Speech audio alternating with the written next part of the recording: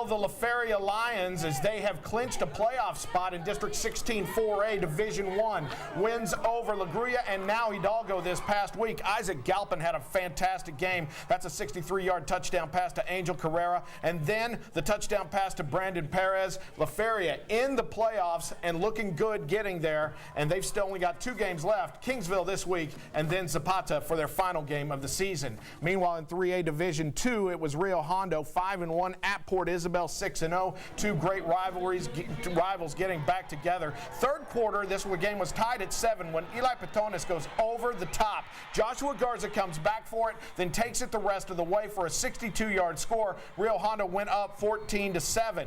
Meanwhile, J.J. Gonzalez, the Rocket, tied it up at 14 here with a 24-yard trek to pay dirt, and this one was going to come down to the final seconds. A costly turnover by Port Isabel gave it to Rio Hondo. The Bobcats took advantage. Marco Garate took it in for the winning score, and Rio Hondo dealt Port Isabel their first loss of the season. 21-14 is the final. This is the greatest game of my life, and I'm so happy, you know. And our defense did great, our offense did great, and at the end we got that touchdown, kept up my feet, and that's what we do. Kids came, they were very determined. The senior class I knew they were going to bring something different. Last year, I thought we were very talented. Obviously, they were even more talented. But this year, I figured, okay, we're on even playing ground, and it was going to be at the end who had the least amount of turnovers was probably going to win the game. And I think that's what happened.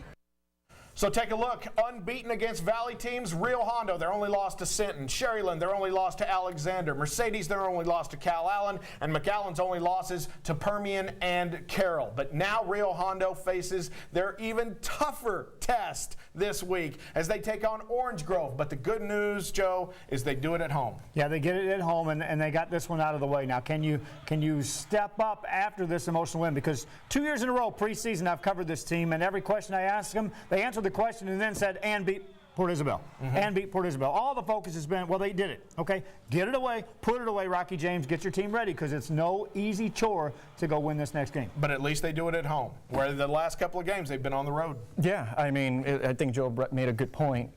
Beating Port Isabel is a great thing because for Rio Hondo at least, Port Isabel is always their nemesis. They're able to do that, but it's now what can you build from it?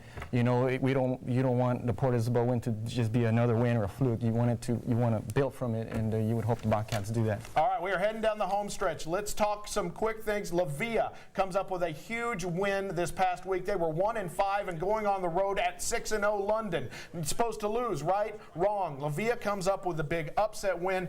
Mike, what does this mean for Coach Joe Salinas and his team? I talked to Coach Salinas last night, and I asked him, Coach, what happened? What did you all do? You guys were a heavy underdog on the road. Something must have changed. And, well, he said to me they went back to the basics.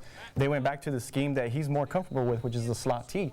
And he says that they were running off the spread before that to get more everybody involved. And, you know, the offensive line is now healthy. So with that said, he was able to go back to that ball control offense that he likes to run. And Ramiro Cantu had about 150 yards. Isaac Silva had about 180 yards. They kept London off the field. And with that, they were able to come up with the big one on the road and put them right back in the playoff picture.